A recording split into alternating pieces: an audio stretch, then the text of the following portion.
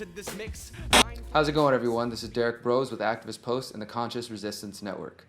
Today we're going to be talking about the latest developments in the protracted war in Syria and new developments in the conflict against North Korea, and how all of this affects you and whether or not we're going to World War III.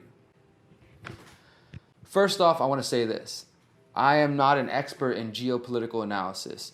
I do my best as an individual, as a critical thinker, as a free thinker, and as a journalist to study multiple sources, to read everything I can on a topic, and to analyze multiple angles to see who benefits from any given situation, especially as it relates to geopolitics, to resources, to the economies of nations across the world, and to power plays that exist. We have to understand that despite the fight for a quote-unquote new world order, there are probably factions that exist in the fight for this new world order. We have the Western nations, NATO, US, Britain, Saudi Arabia, all the Western allied nations, Australia, etc. Essentially the current stage of the British Empire and the British Crown and their colonies that have spread far and wide and their allied nations. We have that world order, and there may be even further divisions within that. And then you have another faction that could be this Russian, Chinese, Syrian, Iranian, Eastern bloc that opposes the United States and opposes Western hegemony and calls them out and uses their media to expose the lies of the Western Front. But at the same time, I don't think that they're people who advocate freedom or who have the interest of the people on the ground level, you and I, at heart. These people are still tyrants, they're still statists, they are still working to promote their message, their ideas, and at the end of the day, I don't think it's going to be anything that benefits the people. So I want to get that out of the way. The ideas that I'm putting out there, they are not specifically only anti-Western, but they are also anti-Eastern in the sense that I'm not trying to say Putin or Assad are heroes. So let's get that out of the way, and let's try to look at this objectively. First off, we'll start with an article that I wrote for Activist Post called "Former Department of Defense Science Advisor Debunks Claim of Syrian Chemical Attacks." Now let's start with the beginning. For those who are unaware, who haven't been paying attention the last 4 years, there has been an ongoing civil war, as it is called by some, within Syria, where you have rebel groups who are fighting against Syrian President Bashar al-Assad. Now these rebel groups, which consist of groups like Al-Nusra Front, which is tied to Al-Qaeda, and other radical groups, some that have been tied to ISIS, and groups the U.S. says are terrorists, the U.S. is now funding these guys to try to get them to fight against Syrian President Bashar al-Assad. The U.S. says this is a legitimate uprising, it's random, it's not being stoked by them. But knowing the history, the Western history, the United States history, the CIA history of funding coups in other nations and of sponsoring state terrorism, we have to be skeptical of the claims. So again, once you start to look into the claims over the last few years, many people have pulled out evidence, including Department of Defense documents that show that the United States and other Western nations knew their interference in Iraq and Syria would lead to the rise of more extreme groups, and then that they could use those extreme groups to go and take out their enemies. So that's what we're seeing now, is a proxy war taking place within Syria, essentially an extension of the Cold War, where the United States and Russia are opposing each other through Syria, with the West saying, we're trying to help the rebels to stop the dictator, that horrible dictator Assad, and the Russians and other allies of Syria saying, the West is just trying to overthrow Assad, so we're going to try to actually fight ISIS. And you have Russia dropping bombs and trying to kill ISIS and get them out of the country, and accusing the West of really faking it and not actually trying to defeat them. So that's been going on for several years now. Recently, with the election of President Donald Trump, many people thought that America was going to be moving away from this global police force because Trump talked about making America great and putting America first, and he was not espousing, in the beginning at the least, an interventionist policy. But on April 4th, there was reports of a chemical gas attack, a sarin gas attack, in the town of Khan Shakyon, and this was on April 4th. A chemical gas attack apparently killed 74 people and injured 557 people. Among these, babies. You saw the reports in the news, you saw Donald Trump saying, we saw those pictures of beautiful babies dying, and he crossed the red line, I have to do something now. And then within days, without an investigation, without any actual proof, the United States government, their allied governments, and the compliant media were very quick to point the finger at President Bashar al-Assad and saying, this is the Syrian government, this is the Syrian regime, this is why we need to go in and overthrow him. Yet, the other side, again, the Russians, Syria themselves, and other non-allied nations called out the West and said there's not very much evidence for this, and really when you look at it, the area where the chemical attack happened was under the control of al-Nusra Front, the al-Qaeda-linked group I just mentioned, which has been funded by the United States and is in possession of sarin gas. Despite all this, the West continues to say this was Assad, and these claims were followed by bombs being dropped in Syria. And on that note, we should see that the bombs that were dropped in Syria by Mr. Trump, the bombs that all of the corporate media said, oh, beautiful images of bombs being dropped. I mean, it's sickening that the deadstream media has gotten to the point that they're tricking the compliant and deceived public into worshiping warfare, into worshiping bombs being dropped. Not only the money being wasted, but the lives being lost, and just the bullshit mentality behind it. The fact that warfare is seen as something to be proud of. This is nationalism again. This is not patriotism. This is jingoism. This is the same kind of mentality that allowed horrible tyrants to do whatever they wanted in the past because they had the permission from the people. So after the chemical attack, Trump orders an airstrike on the Syrian air base that they said launched the missiles that led to the chemical attack in this town. However, this is now being disputed by Theodore Postal, who's a professor emeritus at the Massachusetts Institute of Technology, MIT, and he's also a former scientist with the U.S. Department of Defense. And in a new 14-page report, he debunks the White House's report that concluded that Assad was behind the attacks. His report found that the U.S. and supporting governments have not provided any concrete evidence to back up their claims. He also said that it is increasingly likely that the attacks were carried out by rebel forces. The implications of Postal's analysis is that it was carried out by anti-government insurgents as the town is in militant-controlled territory of Syria. As I said, it's controlled by al-Nusra Front, which is tied to the U.S. funding, tied to al-Qaeda and other groups. Postal also writes that the document does not provide any evidence whatsoever that the U.S. government has concrete knowledge that the government of Syria was the source of the chemical attack. Postal's claims are based on several arguments. For one, he says that the repeated use of chemical attacks by rebel forces over the last few years, including in 2013, makes it clear that they are likely the culprits behind this new attack.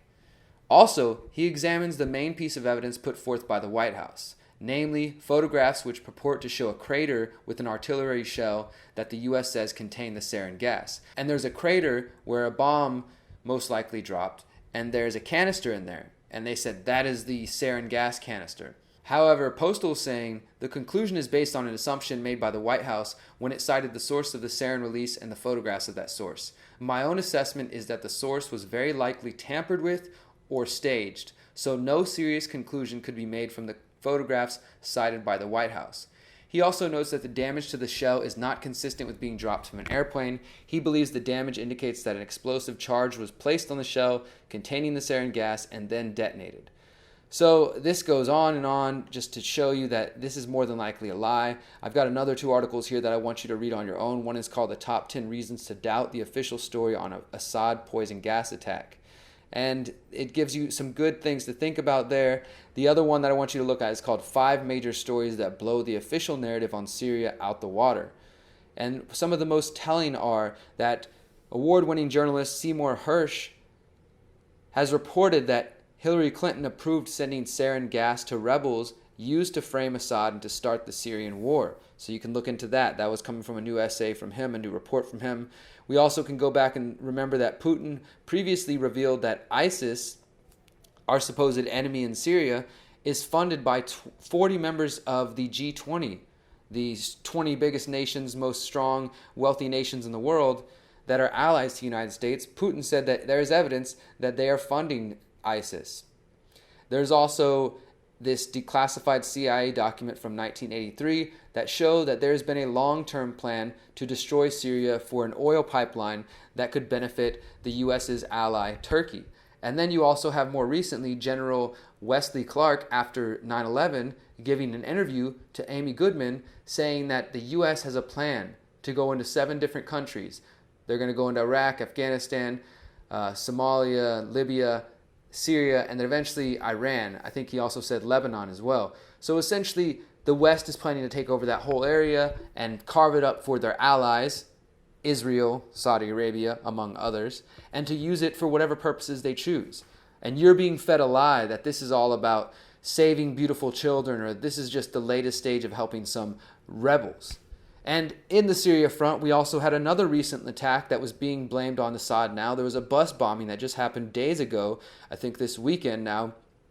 And it has all the signs of a suicide bombing that are the call sign for these rebels on the ground. But it's once again being blamed on the Syrian army. And there's an article here by Brennan Turbeville called Syria Bus Bombing Conducted by Terrorists, Not Syrian Government.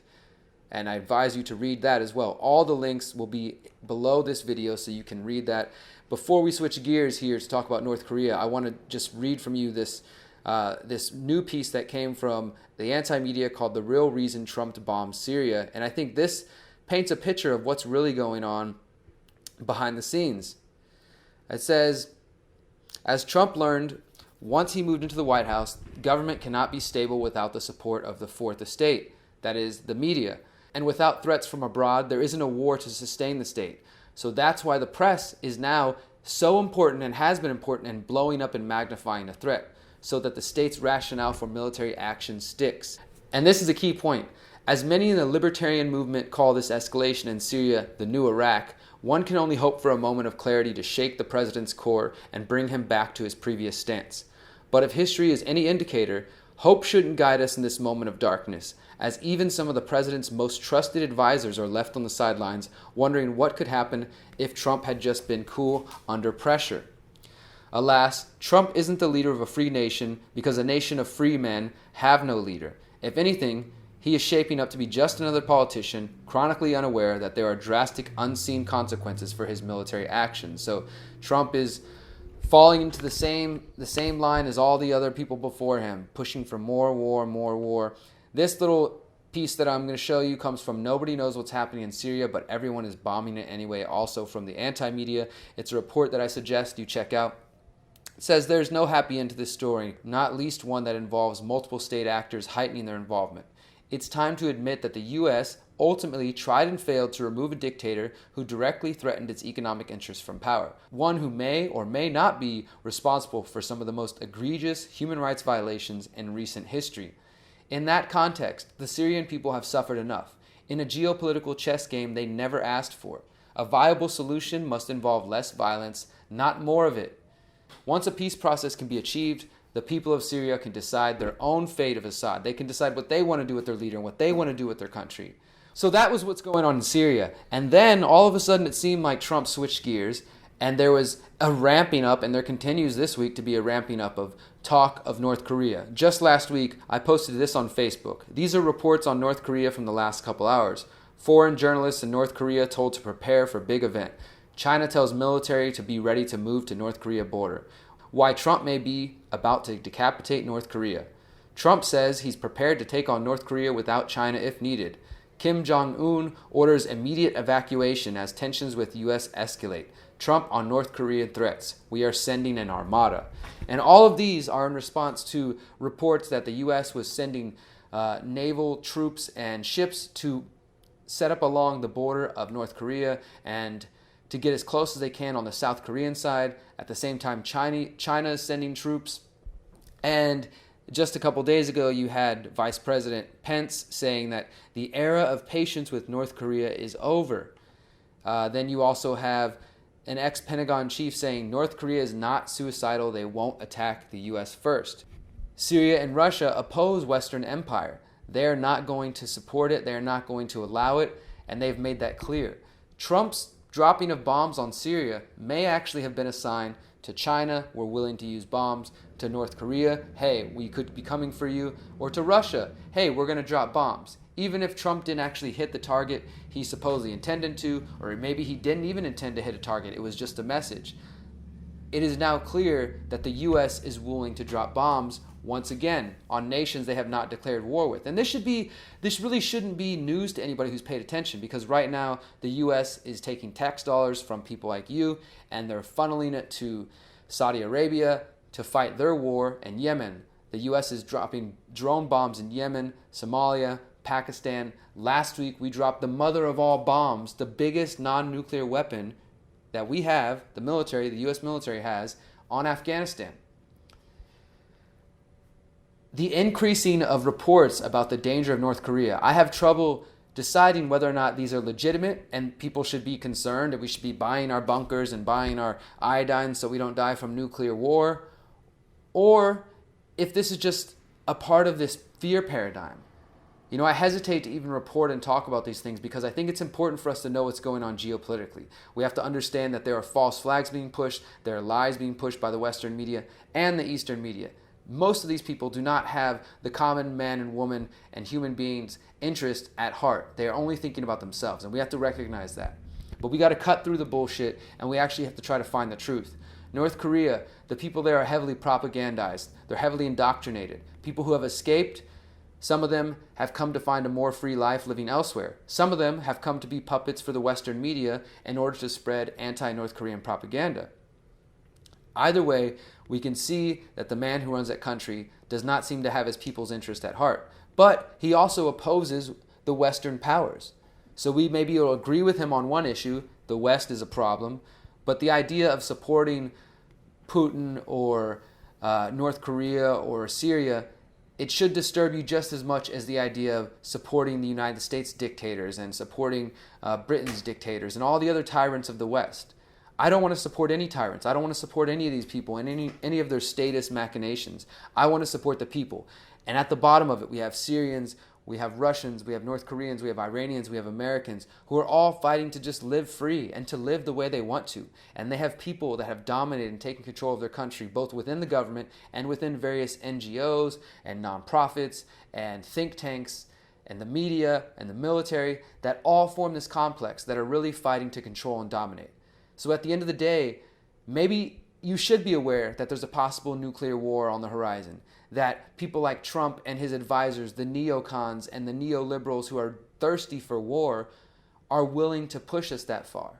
Or it's likely that they are all using the media to build hype around this. And the same way we saw this Cold War constant going up, we understand that war, fear, it creates a certain frequency within us.